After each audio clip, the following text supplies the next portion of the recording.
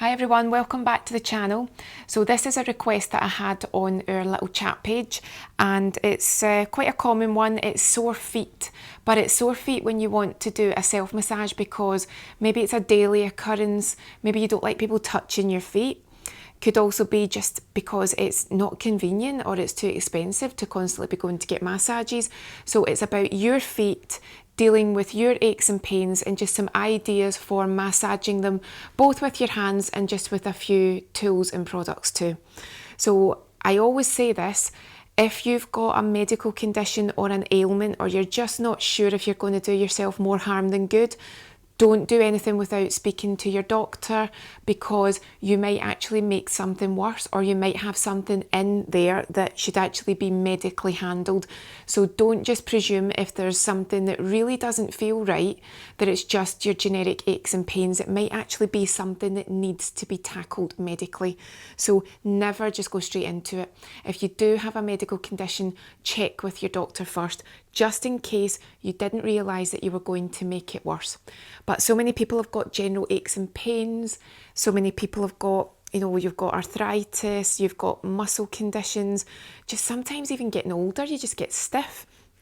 So I thought I'd show you some ideas just how to keep the feet loosened. Someone did say, which I thought was a great point, as long as you can actually do this when you're sitting on the end of the bed.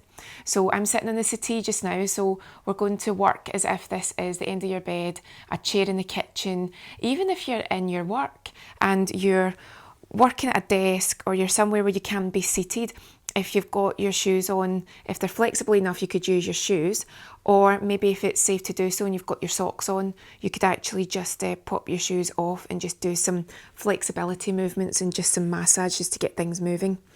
So before I do anything manually using hands, if you wanted to bring your feet up, you definitely could, but sometimes again with just your flexibility, it might not be suitable to bring your feet up and to bend and cross your legs. So I'll move down towards my feet. But again, I'm aware that some people don't even have the flexibility for that. So even if it's a case of never being able to touch your feet, you can use different implements and different products. So I'm going to start off with something, the pillow. I've got this on the channel and it's from maybe a year or two ago. If you've got a massager, so this is a massager pillow, but you get different styles of massager. If you do have a massager that you might use for your neck and shoulders, for your back, if it's safe to do so and if it's comfortable, you can still use it for your feet too. So this one, that's actually the start button there. And I think if we press it twice, you get your heat in. This is the shiatsu massager. So see, you've got the two movers there, the massage balls. You can tell that it's one of those days, the movers. You've got the massage balls there that are doing all the work. You've got the infrared that's giving you the heat. If you just popped your foot on there, that's going to start giving you a very nice massage. Now, you could also do a bath first of all, so that you've got the heat into your feet.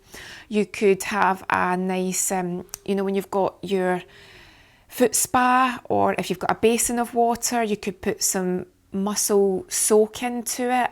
You get the salts now. They're quite easy to get, the salts, that you can actually get them in the supermarket now, and it can be the eucalyptus salts, the black pepper salts, and just some of them in the water could really help to relax the muscles and start the process.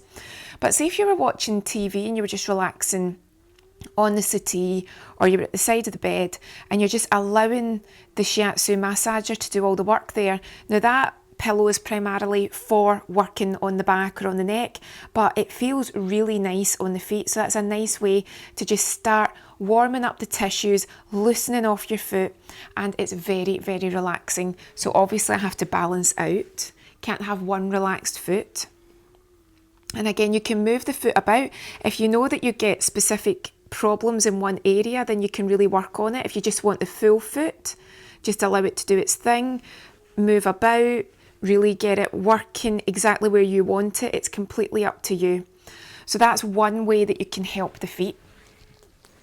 So another thing that you can do, you've got lots of different types of rollers. This is actually my acupressure stick, but I do have other rollers too, and they're just wooden rollers, and they're just designed for working on an area or relaxing it. And what you can actually do, see, because we've got this corrugated part here, that is excellent for just working on the foot, stretching out. I can actually feel the stretching there. I can feel a few cracks and crunches. So you could actually just work on that area there and just keep massaging it with your implement. So as I said, this is actually the acupressure stick, but multi-purpose. So I'm just working on the balls of the foot here, both sides, and then just working along the middle part, working onto the heel. And that feels very relaxing. I can really feel that there's something happening there. You can even go onto the edge and just take your time. You can even get right into the toes and just take your time with that. Obviously, if you need to move it, you can. So you get all these different styles. And again, that's really going to help to stretch and loosen everything out. Now, tip of the day, if you don't have one of these, what you can use is a rolling pin from the kitchen, and what I would suggest is to keep it nice and hygienic so that the next time you're making your pies you don't think, oh, I was using that on my feet. Just cover it in cling film.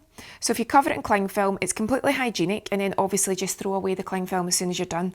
But if you've got a rolling pin, it doesn't really matter what size it is so long as it feels comfortable for you, but it's going to do exactly the same thing. So that is tip of the day. Just make sure you cover it in cling film and that'll keep it nice and hygienic.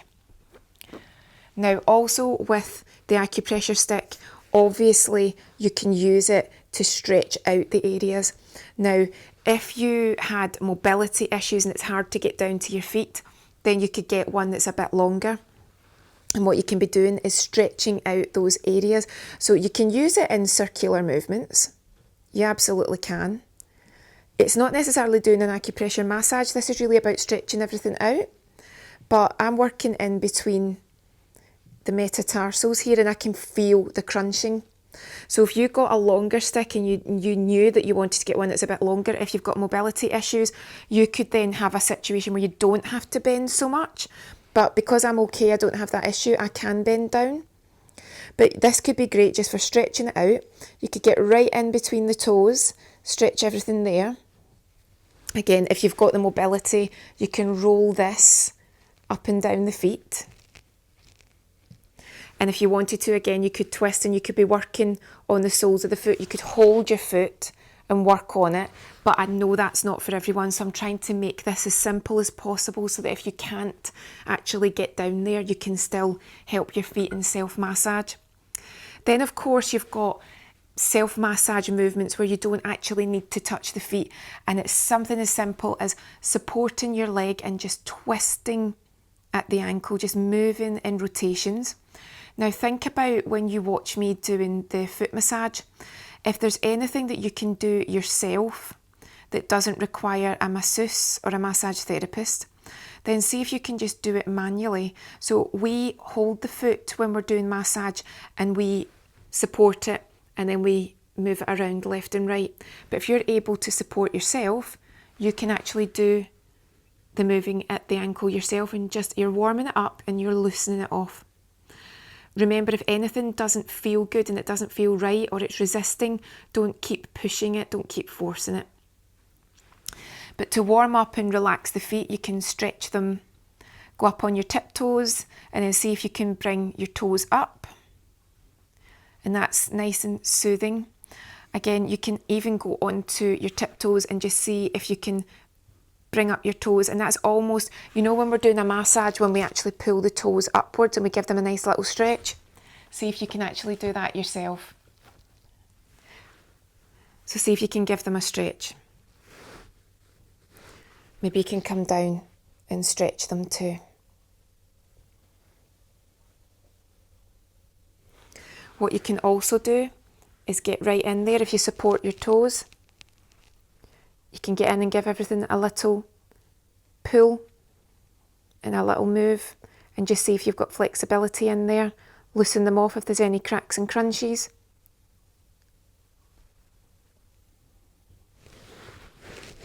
Again, it's the same. You would treat your feet as if you're having a massage yourself. Just give everything a little twist and a little move, a little circle if you can.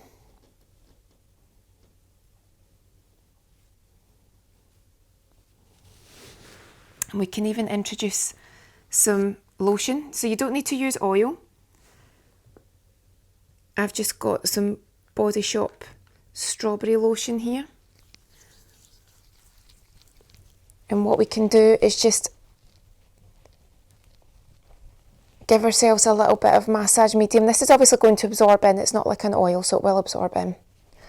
But if it's safe to do so and it's not uncomfortable, you can do your own version of effleurage.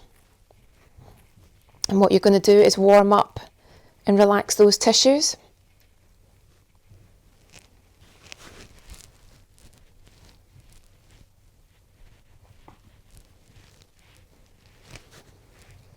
And then even if you can here, just taking your hands down from the ankles down to the toes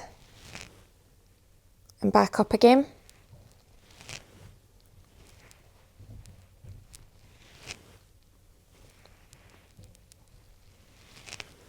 That is going to help just warm everything up.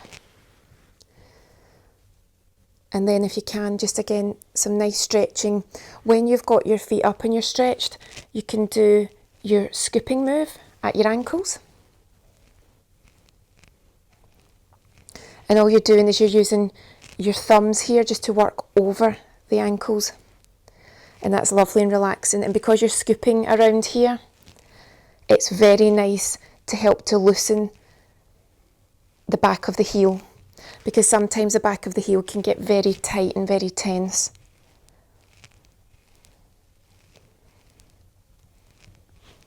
And then we can work around the front and just use our thumbs just to stretch over the front part here.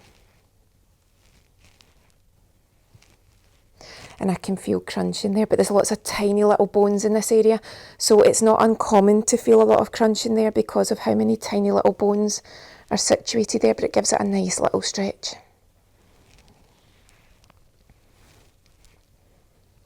And then if you can just again go to the bottom of the heels and just give them a nice little, I would call it almost like an effleurage. It's just like a circular movement with your fingers, just around and down. And that's the lotion in the skin, nice and relaxed, feet feel nice and flexible. And I hope you found that useful. So again, if you can't get down to your feet and the flexibility just isn't there, then just do lots of movements like stretching. See if you can use some sort of massage tool, such as the acupressure stick, such as the pillows or the massagers, where you can actually, sometimes you get the foot massagers and it is literally just meant for the feet. So if you can do that, that would be perfect too. But other than that, just something that gets the circulation boosted, gets the heat generated within the feet, gets everything moving, that should help with any aches and pains that are there. So I hope you found that helpful. As always, if you've got any recommendations or requests for videos, let me know. And I will see you again next time.